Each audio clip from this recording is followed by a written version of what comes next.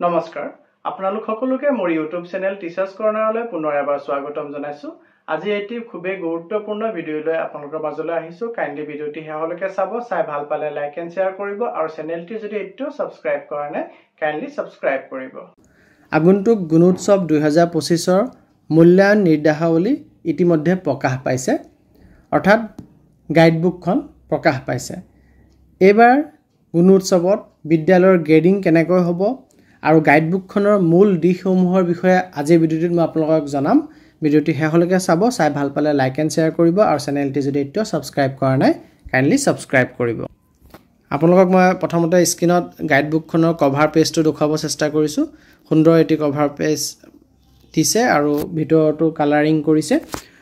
সুন্দৰভাৱে কথাখিনি উপস্থাপন কৰিছে আপোনালোকে গাইডবুকখন পালে সেই কথাখিনি আপোনালোকে নিশ্চয় গম পাব আৰু যদি এতিয়ালৈকে আপোনালোকে সফট কপিটো পাবলৈ সক্ষম হোৱা নাই কাইন্ডলি মোক হোৱাটছআপ কৰিব মই আপোনালোকক সফট কপিটো দিবলৈ চেষ্টা কৰিম প্ৰথমতে আহো বিদ্যালয়ৰ গ্ৰেডিং কেনে ধৰণে হ'ব বিদ্যায়তনিক অৰ্থাৎ স্কলাষ্টিক দিশত 90% মাৰ্কস থাকিব অৰ্থাৎ বেছিখিনি নম্বৰে ছাত্ৰ ছাত্ৰীসকলে তেওঁলোকৰ যি মূল্যায়ন হ'ব মূল্যায়নত কেনে ধৰণৰ প্ৰদৰ্শন দেখুৱায় তাৰ ওপৰত আহিব আৰু তাৰ ওপৰতে বিদ্যালয়খনৰ গ্ৰেডিং নিৰ্ভৰ কৰিব সহ বিদ্যায়তনিক আৰু অন্যান্য ক্ষেত্ৰত অৰ্থাৎ স্কলাষ্টিক যিখিনি দি আছে সেইখিনিৰ পৰা 5% মাৰ্কস আহিব আৰু সমাজৰ অংশগ্ৰহণ আৰু অৱদান অৰ্থাৎ কমিউনিটি পাৰ্টিসিপেশনৰ ফালৰ পৰা 5% মাৰ্কস আহিব গতিকে 90% আহিব ছাত্ৰ ছাত্ৰীসকলৰ পঢ়া শুনাৰ ফালৰ পৰা 10% স্কলাষ্টিক আৰু কমিউনিটি পাৰ্টিসিপেশনৰ ওপৰত 5 কে 10% আহিব আৰু যি আন্তঃগাঁথনি অংশটো গুণোৎসৱত আছে বা থাকিব কিন্তু বিদ্যালয়ৰ গ্ৰেডিংৰ কাৰণে আন্তঃগাঁথনিক বিবেচনা কৰা নহব তাৰ পিছত আহক গুণোৎসৱ 2025 ৰ মূল দিশসমূহ এই ক্ষেত্ৰত স্ব-মূল্যায়ন প্ৰথম দিনাখন আমাৰ স্ব-মূল্যায়ন হয় পঠন দক্ষতা আৰু বিদ্যালয় মূল্যায়ন বিদ্যালয়ৰ পৰিচালনা সমিতি উপস্থিতিত বিদ্যালয়ে কৰিব আৰু ইয়াৰ দ্বাৰা বিদ্যালয়ৰ শিক্ষকৰ বিদ্যালয় পৰিচালনা সমিতিৰ সদস্য আৰু ৰাইজৰ সক্ৰিয় অংশগ্ৰহণ নিশ্চিত কৰিব অৰ্থাৎ প্ৰথম দিনাখন বিদ্যালয়ে যোনটো সেলফ ইভালুৱেচন কৰে হেতু এছএমসি উপস্থিতিত কৰিব লাগিব তাৰ পাছত বাহ্যিক মূল্যায়ন অৰ্থাৎ যি সেকেন্ড ডে হ'ব সেকেন্ড ডে যোনটো এক্সটাৰ্নাল ইভালুৱেচন হ'ব হেদিনাখন শিক্ষকসকল মণ্ডলৰ ভিতৰতে অৰ্থাৎ ক্লাষ্টাৰটোৰ ভিতৰতে বিদ্যালয়সমূহত হালহলনি কৰা হ'ব মূল্যায়ন OMR ভিত্তিক হ'ব OMR সেটত এনসাৰ দিব লাগিব আৰু তৃতীয় শ্ৰেণীৰ পৰা ছাত্ৰ ছাত্ৰীসকলে OMR সেট নিজে পূৰ কৰিব অৰ্থাৎ ছাত্ৰ ছাত্ৰীসকলে তৃতীয় শ্ৰেণীৰ পৰা ওপৰলৈকে তেওঁলোকে OMR ত গোল কৰাটো নিজে কৰিব লাগিব আৰু প্ৰথম শ্ৰেণী আৰু দ্বিতীয় শ্ৰেণীৰ ছাত্ৰ ছাত্ৰীসকলৰ ক্ষেত্ৰত OMR ফিলআপ টিচাৰে কৰিব ছাত্ৰ ছাত্ৰীসকলে কোৱেশ্চন বুকলেটতহে কোৱেশ্চনত টিক মাৰিব আৰু হেইমতে OMR ফিলআপ টিচাৰে কৰিব লাগিব প্ৰতিগৰাকী ছাত্ৰ ছাত্ৰীকে ব্যক্তিগতভাৱে প্ৰশ্নকাকত প্ৰদান কৰা হ'ব প্ৰত্যেকজন ছাত্ৰ ছাত্ৰীৰ কাৰণে এটা এটাকে প্ৰশ্নকাকত আহিব প্ৰথম আৰু দ্বিতীয় শ্ৰেণীৰ ছাত্ৰ ছাত্ৰীৰ উত্তৰসমূহত ভৰাবৰ বাবে শ্ৰেণী অনুসৰি OMR চিট থাকিব প্ৰথম আৰু দ্বিতীয় শ্ৰেণীৰ কাৰণে OMR চিট থাকিব শ্ৰেণী অনুসৰি আৰু বাকি তৃতীয় শ্ৰেণীৰ পৰা ওপৰলৈকে প্ৰত্যেকজন ছাত্ৰ ছাত্ৰীৰ বাবে এটাকে OMR চিট আহিব বহি মূল্যায়কে বা শিক্ষকে ছাত্ৰ ছাত্ৰীৰ সহাৰি অনুযায়ী প্ৰশ্ন তথা উত্তৰ OMR ত পূৰ কৰিব অৰ্থাৎ ছাত্ৰ ছাত্ৰীসকলে যি ৰেসপন্স দিছে হেইমতে OMR ত টিচাৰজনে বা এক্সটাৰ্নাল ইভালুৱেটৰজনে ফিল কৰিব প্ৰথম শ্ৰেণী আৰু দ্বিতীয় শ্ৰেণীৰ ক্ষেত্ৰত তৃতীয় শ্ৰেণীৰ পৰা OMR চিট প্ৰত্যেক শিশুৰ বাবে ব্যক্তিগতভাৱে থাকিব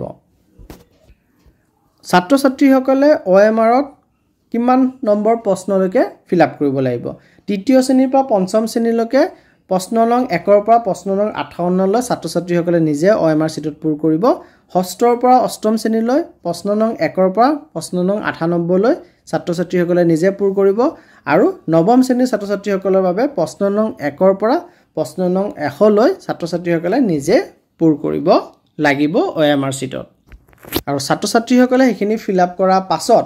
শিক্ষয়িত্ৰীসকল বা বহি মূল্যায়কৰ বাবেও OMR চিটত পূৰ কৰিবলগীয়া থাকিব আৰু কোন ক্লাছত কিমানখিনি শিক্ষয়িত্ৰী বা বহি মূল্যায়কে পূৰ কৰিব প্ৰথম আৰু দ্বিতীয় শ্ৰেণীত সকলো প্ৰশ্নৰ উত্তৰ OMR চিটত শিক্ষয়িত্ৰীয়ে পূৰ কৰিব লাগিব তৃতীয় শ্ৰেণীৰ পৰা পঞ্চম শ্ৰেণীলৈ প্ৰশ্ন নং 59 ৰ পৰা প্ৰশ্ন নং 63 লৈ শিক্ষয়িত্ৰীয়ে পূৰ কৰিব ষষ্ঠম শ্ৰেণীৰ পৰা অষ্টম শ্ৰেণীলৈ প্ৰশ্ন নং 99 ৰ পৰা প্ৰশ্ন নং 103 লৈ শিক্ষয়িত্ৰীয়ে বা এক্সটাৰ্নাল ইভালুৱেটৰে পূৰ কৰিব আৰু নৱম মান শ্ৰেণীৰ প্ৰশ্ন নং 1 পৰা প্ৰশ্ন নং 105লৈ শিক্ষক শিক্ষয়িত্ৰী বা বহি মূল্যায়কে পূৰ কৰিব লাগিব ছাত্ৰ ছাত্ৰীসকলে তেওঁলোকৰ কোৱেশ্চন বুকলেটত যোনটো সহাৰি দিছে বা তেওঁলোকে সেই প্ৰশ্নসমূহৰ বিপৰীতে যি সহাৰি দিছে সেই মতে এইখিনি প্ৰশ্নৰ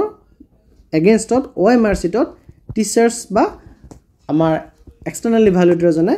OMR চিট পূৰ কৰিব আৰু যি পঠন লিখন আৰু সাংখ্যিক দক্ষতা কোৱেশ্চন থাকে দক্ষতাৰ লেভেলত আৰু বিষয় ভিত্তিক প্ৰশ্ন থাকে শিকন ফলাফলৰ ওপৰত বেছ কৰি সেই গোটেই প্ৰশ্নখিনি একেখন প্ৰশ্নকাকততে থাকিব অৰ্থাৎ ৰিডিং পঢ়িবলগীয়া ৰাইটিঙৰ কথাখিনি বা নিউমেৰেচি যিখিনি স্কিল কোৱেশ্চন থাকে সেইখিনি কোৱেশ্চনো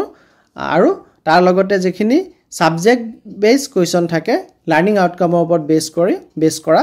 সেইখিনি প্ৰশ্নও একেখন প্ৰশ্নকাকততে থাকিব আৰু বাহ্যিক মূল্যায়নৰ দিনাখন লিখন আৰু সাংখ্যিক ধাৰণাৰ দক্ষতাৰ মূল্যায়ন সকলো ছাত্ৰ ছাত্ৰীৰ কাৰণে কৰা হ'ব অৰ্থাৎ ৰাইটিং আৰু নিউমেৰেচিটো প্ৰত্যেকজন ছাত্ৰ ছাত্ৰীৰ কাৰণে এক্সটাৰ্নেল ইভালুৱেশ্যনৰ দিনাখন কৰা হ'ব উক্ত দক্ষতা ভিত্তিক প্ৰশ্নসমূহ একেখন প্ৰশ্নকাকতত থাকিব আৰু উত্তৰ কৰিবৰ বাবে তাতে খালী ঠাই ৰখা হ'ব বহি মূল্যায়কে প্ৰতিটো শ্ৰেণীৰ কমপক্ষ 5-6 গৰাকী ছাত্ৰ ছাত্ৰীৰ লিখন আৰু সাংখ্যিক ধাৰণাৰ বা মৌলিক গাণিতিক প্ৰয়োগৰ উত্তৰ পত্ৰসমূহ যিখিনি ইতিমধ্যে শিক্ষকসকলে পৰীক্ষা কৰিছে অৰ্থাৎ নম্বৰ দিছে পৰীক্ষা কৰি চেক কৰি পেলাই পৰীক্ষা কৰিব আকৌ এবাৰ পৰীক্ষা কৰিব আৰু ছাত্ৰ ছাত্ৰীৰ উত্তৰ তথা OMR চিটত শিক্ষকে প্ৰদান কৰা সেই প্ৰশ্নৰ উত্তৰসমূহৰ নম্বৰৰ লগত মিলাই চাব অৰ্থাৎ টিচাৰে যেহেতু এই দক্ষতাৰ স্কিল কোৱেশ্চনখিনি চেক কৰিব চেক কৰি টিচাৰে কি মাৰ্কছ দিছে আৰু সেই মাৰ্কছ মতে OMR চিটত টিচাৰে ফিল আপ কৰিছে নে না হেতু এবাৰ ৰিভেৰিফাই কৰিব এক্সটাৰ্নেল ইভালুৱেটৰ জনে কম 5-6 জন ছাত্ৰ ছাত্ৰী প্ৰতিটো শ্ৰেণীৰ পৰা এক্সটাৰ্নেল ইভালুৱেটৰ জনে ৰিভেৰিফাই কৰিব আৰু পঠন দক্ষতাৰ ক্ষেত্ৰত ৰিডিঙৰ ক্ষেত্ৰত স্বমূল্যায়নৰ দিনাখনে 100% ছাত্ৰ ছাত্ৰীৰ পঠন দক্ষতা চেক কৰিব টিচাৰে আৰু যি পৰিহিষ্টি 4 এপেণ্ডিক্স 4ত এনেক্সাৰ 4ত যি যোনটো ফৰ্ম দিছে সেই ফৰ্ম মতে সেই নম্বৰসমূহ যি ছাত্ৰ ছাত্ৰীসকলে ৰিডিঙত যিখিনি নম্বৰ পাইছে নম্বৰসমূহ তাতে ভৰাই ৰাখিব আৰু এক্সটাৰ্নেল ইভালুৱেশ্যনৰ দিনাখন এক্সটাৰ্নেল ইভালুৱেটৰ জনে প্ৰতিটো ছাত্ৰ শ্ৰেণীৰে 10% ছাত্ৰ ছাত্ৰীৰ পঠন দক্ষতাৰ পুনৰ মূল্যায়ন কৰিব অৰ্থাৎ 10%ক চেক কৰিব আৰু যদি কোনো শ্ৰেণীৰ ছাত্ৰ ছাত্ৰীৰ সংখ্যা 10 জন পৰ্যন্ত হয় তেনেহলে 100% চেক কৰিব আৰু যদি 10 জনতকৈ বেছি হয় তেতিয়াহলে 10% চেক কৰিব আৰু 10% চেক কৰোতে যদি স্বমূল্যায়নৰ নম্বৰৰ লগত এক্সটাৰ্নেলে চেক কৰা নম্বৰৰ কম বেছি পৰিমাণে মিল দেখা পায় তেতিয়াহলে এক্সটাৰ্নেলে স্কুল অথৰিটিক OMR চিটত সেই নম্বৰসমূহ ভৰাবলৈ পাৰমিশন দিব আৰু যদি স্বমূল্যায়নৰ নম্বৰ আৰু এক্সটাৰ্নেল ইভালুৱেটৰে কৰা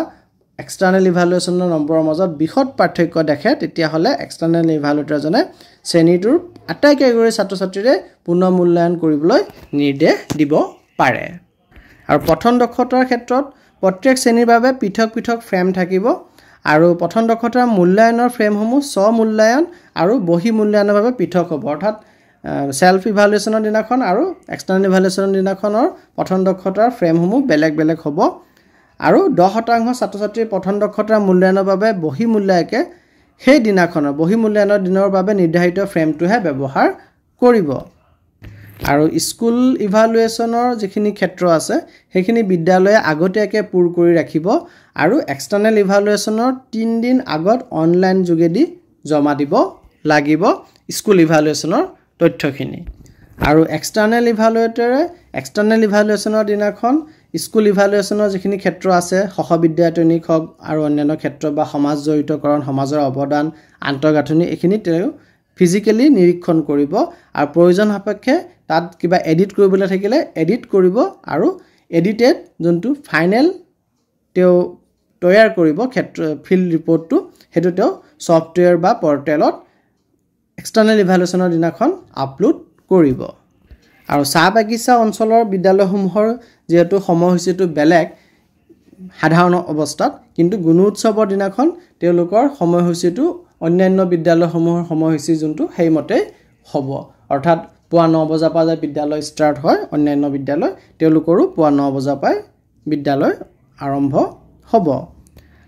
আৰু নিম্ন প্ৰাথমিক উচ্চ প্ৰাথমিক আৰু মাধ্যমিক পৰ্যায়ৰ গোপনীয় সামগ্ৰী পেকেটৰ ৰং বেলেগ বেলেগ হ'ব অৰ্থাৎ LP সেকশনৰ কাৰণে বেলেগ কালাৰৰ মেটেৰিয়েলছ আহিব পেকেটত আৰু UP ক্ষেত্ৰটো বেলেগ কালাৰ হ'ব আৰু হাই স্কুলৰ ক্ষেত্ৰত বেলেগ কালাৰ হ'ব আৰু যিমানবোৰ গোপনীয় সামগ্ৰীৰ পেকেট আছে সেই পেকেটসমূহ এক্সটাৰ্নেল ইভালুৱেটৰৰ প্ৰেজেন্টতহে খুলিব লাগিব কিন্তু যদি কোনো অনিবাৰ্য কাৰণবশতঃ এক্সটাৰ্নেল ইভালুৱেটৰজন সময়মতে বিদ্যালয়ত উপস্থিত হ'ব নোৱাৰে তেনেহলে SMC SMDC সদস্যৰ উপস্থিতিত গোপনীয় সামগ্ৰীৰ পেকেটবোৰ খোলা হ'ব আৰু তাৰ ৰেকৰ্ড যি নিৰ্দিষ্ট সংলগ্ন প্ৰপত্ৰ আছে সেই প্ৰপত্ৰ অনুযায়ী লিপিবদ্ধ কৰি ৰাখিব লাগিব পিছত OMR শীটখিনি OMR শীট পেকেটিং কৰাৰ যি নিৰ্দেশাৱলী আছে সেই নিৰ্দেশাৱলী মতে পেকেট কৰি পেলাই ষ্টেটলৈ পঠোৱাৰ ব্যৱস্থা কৰাব লাগিব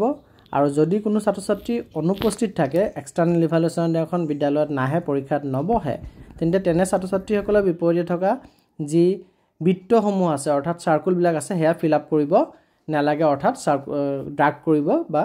হেয়া পূৰ কৰিব নালাগে কিন্তু সেই ছাত্ৰ বা ছাত্ৰীগৰাকীক বিদ্যালয়ৰ গ্ৰেডিঙৰ সময়ত তেখেতক অনুপস্থিত ছাত্ৰজনকো বিবেচনা কৰা হ'ব অৰ্থাৎ তেখেতে 0 পাইছে বুলি গণ্য কৰা হ'ব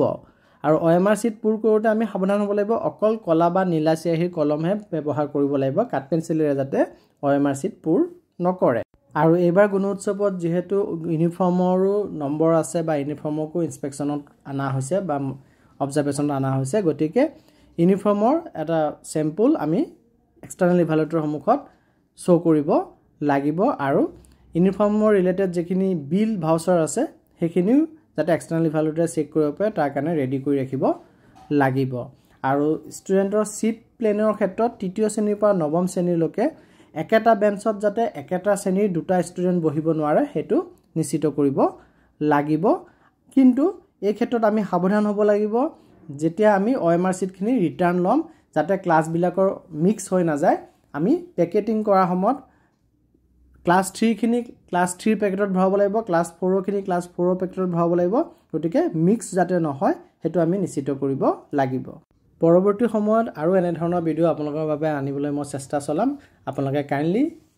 ভিডিওটি লাইক শেয়াৰ কৰিব আৰু চেনেলটি যদি এতিয়াও সাবস্ক্ৰাইব কৰা নাই কাইন্ডলি সাবস্ক্ৰাইব কৰি মোক উৎসাহিত কৰিব ধন্যবাদ